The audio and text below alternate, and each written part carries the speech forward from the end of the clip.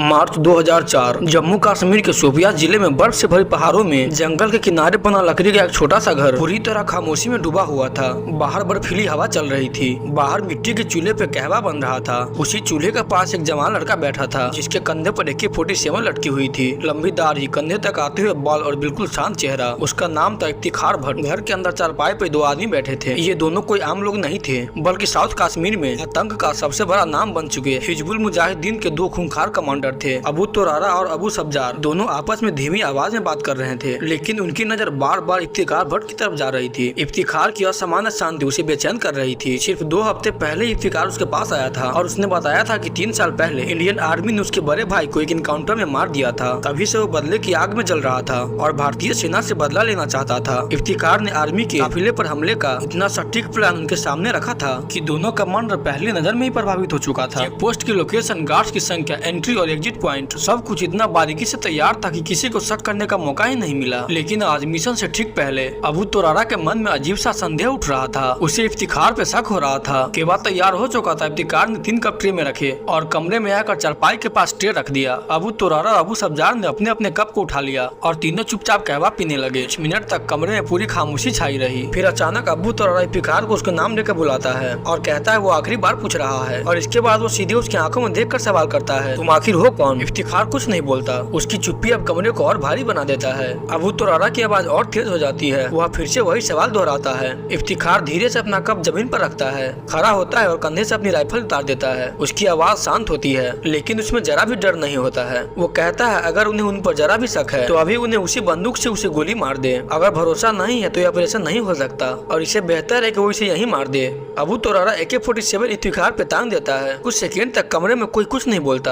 अबू सब्जार अबू तुरारा की तरफ देखता है और दोनों की आंखें मिलती है। तुरारा हल्के से सिर हिला देता है। इसके बाद अबू सब्जार अपने AK-47 नीचे कर लेता है। दोनों फिर से अपने अपने कप उठाते हैं। उसी पल पिस्तौल लोड होने की आवाज गूंजती है। अगले ही पल 2 गोलियों के आवाज छोटे से कमरे को हिला देती है। इफ्तिखार अपने कपड़े के अंदर छिपे 9 mm पिस्तौल निकाल चुका था। पहली गोली अबू तुरारा के सिर में जाती है और दूसरी गोली अबू सब्जार के सिर में। दोनों खूंखार मरकर जमीन पर गिर जाते हैं। कुछ ही सेकंड में साउथ कश्मीर के 2 खूंखार आतंकवादी हमेशा हमेशा के लिए खत्म हो जाती है। इसके बाद इफ्तिखार अपना पिस्तौल नीचे रखता है और अपना अधूरा कहवा पीने लगता है, जैसे कि वहाँ पर कुछ हुआ ही ना हो। लेकिन दोस्तों, ये कोई आपसी लड़ाई या झगड़ा नहीं था और ना ही किसी आतंकवादी संगठन के भीतर की गद्दारी। ये था इंडियन आर्मी का under cover operation. Iftikhar Bhatt असल में कोई आतंकवादी नहीं था, बल्कि 1 पैरा स्पेशल फोर्स का जाबाज कमांडो मेजर मोहित शर्मा था। यहीं से शुरू होती है एक ऐसी कहानी जो एक मिडिल क्लास फैमिली से बाहर निकलकर देश के सबसे बड़े वीरों में शामिल होने तक जाती है। और इस वीडियो में आगे हम जान लेंगे कि आखिर कौन थे मेजर मोहित शर्मा और कैसे उन्होंने अपने जुनून और हौसले से इतिहास रच दिया।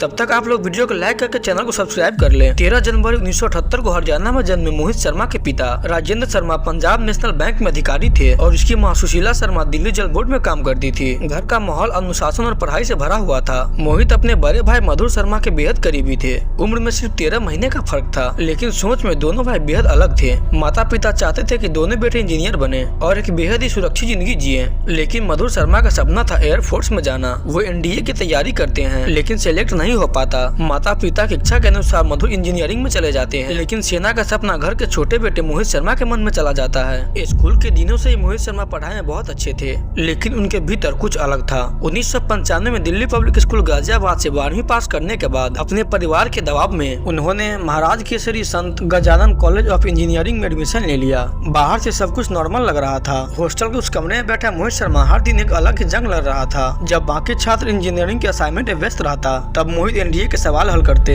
करंट अफेयर्स पढ़ते और खुद को मानसिक और शारीरिक रूप से सेना के लिए तैयार करते हैं। मोहित शर्मा ने एक बार NDA का एग्जाम दिया, लेकिन कई हफ्तों तक कोई रिजल्ट नहीं आया। उन्हें बहुत बेचैनी होने लगी। दरअसल रिजल्ट उनके घर पहुंच चुकी थी, लेकिन माता पिता ने जानबूझकर उसे छुपा लिया था। उन्हें डर था कि कहीं मोहित को पता चल गया तो इंजीनियरिंग छोड़ के फौज में चला जाएगा। लेकिन मोहित शर्मा ने खुद UPSC की ऑफिस में फोन करा और अपना रोल नंबर बताया। जवाब सुनते ही उनके रोंगटे खड़े हो गए। उनका नाम मेरिट लिस्ट में था और SSB इंटरव्यू के लिए उसका कॉल घर पे जा चुका था। मोहित शर्मा ने एक बार भी नहीं सोचा और वो सीधे SSB इंटरव्यू के लिए भोपाल निकल गया। जब माता पिता को ये बात पता चला तो उन्होंने बहुत समझाने की कोशिश की, लेकिन मोहित शर्मा ने साफ कह चुके थे या तो इंडियन आर्मी या तो कुछ नहीं। बेटे के जुनून के आगे माता पिता को झुकना पड़ा। इंटरव्यू तो क्लियर हो गया, लेकिन असली मुश्किल अभी सामने था। मेडिकल में मोहित का वजन कट ऑफ से 6 किलो कम था और उसे बढ़ाने के लिए सिर्फ 4 हफ्ते का ही समय था। यही से मोहित की जिंदगी में उसके माँ के सबसे बड़ा योगदान शुरू होता है। वही माँ जो पहले उनके सपने के खिलाफ थी, वही माँ अपने बेटे के सपने को अपना सपना बना लेती है। दूध, केला, घी, हाई प्रोटीन डाइट, हर चीज पूरी योजना के साथ दी जाती है।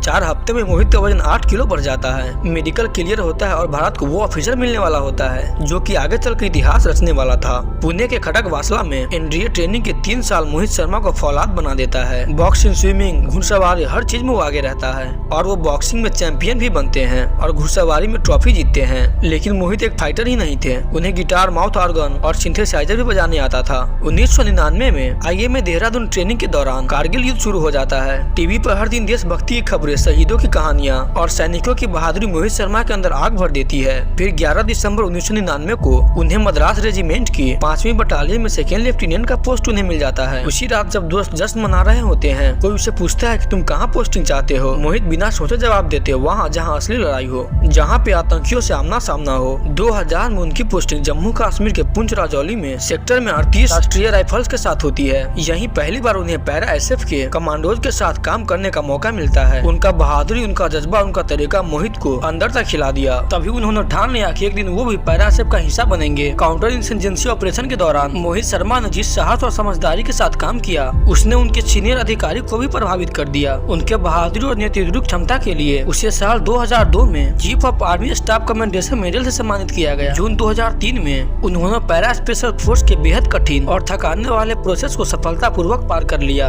और 1 पैरा स्पेशल फोर्सेस का हिस्सा बन गए। उनके बेहतरीन प्रदर्शन को देखते हुए दिसंबर 2003 में उन्हें कैप्टन के पद पर प्रमोट कर दिया गया। इसी समय में कश्मीर घाटी पर हालत बहुत तेजी से बिगड़ रहे थे। आतंकवाद एक बहुत भयानक रूप ले चुका था। हिजबुल मुजाहिदीन जैसे आतंकी संगठन स्थानीय युवाओं को बहला फुसलाक और धार्मिक कट्टरता का सहारा लेकर वो लोग अपनी ओर खींच रहे थे। इस नेटवर्क के पीछे अबू सब्जार और अबू तुरारा जैसे खूंखार कमांडर थे। ये आतंकवादी आम नागरिकों के बीच अपनी पहचान छुपाए रहते थे, जिससे भारतीय सेना के लिए सटीक इंटेलिजेंस जुटाना बेहद ही मुश्किल हो गया था। इसी हालात को देखते हुए सेना को ऐसे ऑफिसर की जरूरत थी जो आतंकियों के बीच घुल मिल सके, उनका भरोसा जीत सके और अंदर से पूरे नेटवर्क को तोड़ सके। इंटेलिजेंस यूनिट को इस खतरनाक भूमिका के लिए कैप्टन मोहित शर्मा से बेहतर कोई नहीं लगा। मोहित शर्मा ने बिना हिचकिचाए हुए इस मिशन के लिए हामी भर दिया। प्लान बनाई गई, कुछ एक नई पहचान दी जाएगी और उसका नाम इफ्तिखार भट्ट होगा और इस नई पहचान के साथ उन्हें हिजबुल मुजाहिदीन के कमांडर अब्दुल सब्जार और अबू तुरारा तक पहुंचना था। भरोसा जीतने के लिए उन्हें एक दर्द भरी कहानी गढ़ी कि 3 साल पहले भारतीय सेना ने उनके बड़े भाई को एक एनकाउंटर में मार दिया था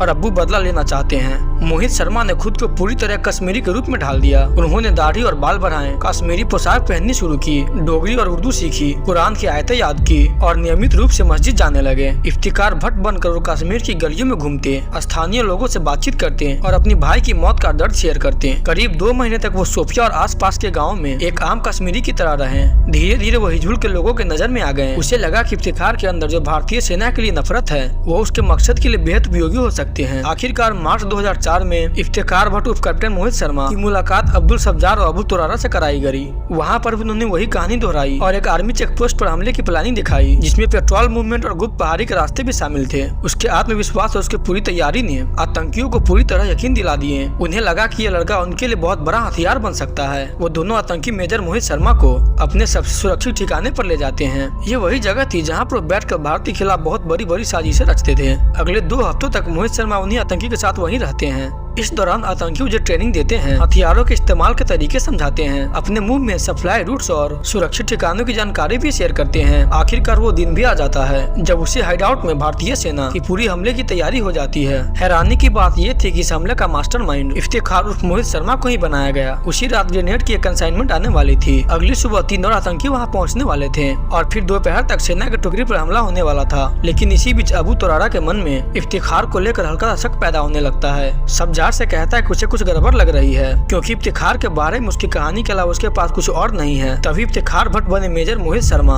3 गिलास कहवा लेकर कमरे में आते हैं। वो दोनों को कहवा देते हैं और खुद खाट के किनारे बैठ जाते हैं। तीनों के पास AK-47 राइफलें थी। फिर अचानक तुरारा सख्त आवाज में पूछता है कि सच बताओ तू आखिर हो कौन। ये सुनकर मोहित धीरे से अपना गिलास नीचे रखते हैं। वो खड़े होते और कंधे से अपनी राइफल उतार देते हैं और कहते हैं कि भरोसा नहीं है तो अभी गोली मार दे। अबू तुरारा AK-47 इफ्तिखार पर टांग देते हैं। अबू सब्जार अबू तुरारा की तरफ देखते हैं। दोनों की की आंखें मिलती है। इसके बाद अबू सफदर अपनी राइफल नीचे कर लेते हैं, लेकिन मोहित समझ चुके थे कि अब एक पल की भी देरी जानलेवा साबित हो सकती थी। उसी क्षण वो अपने कपड़े के अंदर छिपे 9mm पिस्तौल को निकालते हैं और पलक झपकते ही दोनों आतंकी के सिर में गोली मार देते हैं। और इसके बाद फिर मोहित शर्मा वहीं पर नीचे में बैठ जाते हैं और बचा हुआ कहवा ऐसे पीते हैं जैसे कि वहाँ पर कुछ हुआ ही ना हो। जिस मिशन के लिए उन्होंने महीनों मेहनत की थी वो मिशन सफल हो चुका था। उन्होंने बल्कि नहीं हिजबुल मुजाहिदीन के 2 बड़े कमांडरों को खत्म किया था, बल्कि उनकी अहम जानकारियां भारतीय सेना तक पहुंचा दी थी, जिससे संगठन की कमर टूट गई थी। अगली सुबह इफ्तिखार भट्ट फिर से मेजर मोहित शर्मा बन चुके थे। वे बेस कैंप लौटते हैं। 2004 में इसी अद्भुत साहस के लिए उन्हें सेना मेडल से सम्मानित किया गया। नवंबर 2004 में उनकी शादी रेशिमा शर्मा से हुई और दिसंबर 2005 में उन्हें मेजर के पद पर प्रमोट किया गया। और अक्टूबर 2005 में हालात फिर से बिगड़ने पर उसे फिर से कश्मीर बुला लिया गया,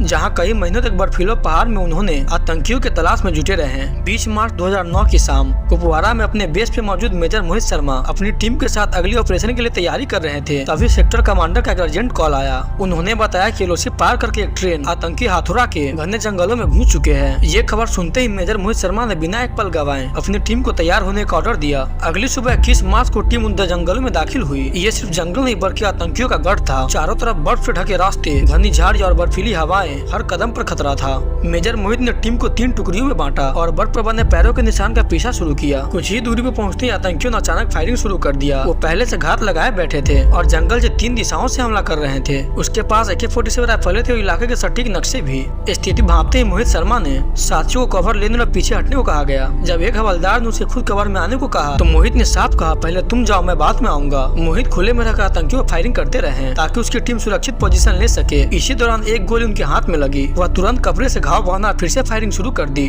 और जब बहुत ही आतंकियों को ढेर करने के बाद मेजर मोहित जब अपनी टीम की तरफ वापस लौट रहे थे तभी एक और गोली उनके सीने के बाएं हिस्सों में लगी, जहां बुलेट प्रूफ जैकेट का कवर नहीं था। खून बह रहे थे, लेकिन उन्होंने अपने साथियों से कहा, कुछ नहीं हुआ, तुम फायरिंग जारी रखो, हम स्पेशल फोर्स में इसी काम के लिए हैं। गंभीर रूप से घायल होने के बावजूद भी वो पेड़ का सहारा लेकर लगातार फायरिंग करते रहे और अपने साथियों को दुश्मन के सीधे मार्ग से बचाते रहे। ऊंचाई पे मौजूद तीसरी टुकड़ी भी फायरिंग में शामिल हो चुकी थी। मेजर मोहित रेडियो पर बार बार कहते रहे, फायरिंग जारी रखो, फायरिंग जारी रखो। धीरे धीरे उनकी आवाज कमजोर पड़ती गई। ज्यादा खून बहने से शरीर जवाब देने लगा, लेकिन आंखें आखिरी दम तक खुली रही। बेस कैंप को जब संदेश मिला कि मेजर मोहित शर्मा हिल नहीं पा रहे हैं तो किसी को यकीन नहीं हुआ। घने जंगलों में लड़ते हुए मेजर मोहित शर्मा मात्र 31 साल की उम्र में वीर गति को प्राप्त हो चुके थे। जो ऑपरेशन 5 दिन तक चला। इस दौरान 8 भारतीय जवान शहीद हुए, लेकिन उनसे पहले 17 आतंकियों को मार गिराया गया। मेजर मोहित शर्मा आज हमारे बीच नहीं है, लेकिन उसकी कहानी हर जवान के भीतर जोश भर देती है। उनके अद्भुत साहस और बलिदान के लिए उन्हें मरणोपरांत देश का सर्वोच्च वीरता पुरस्कार अशोक चक्र से सम्मानित किया गया। गाजियाबाद में उसके नाम पे मेट्रो स्टेशन, सड़क और भव्य प्रतिमा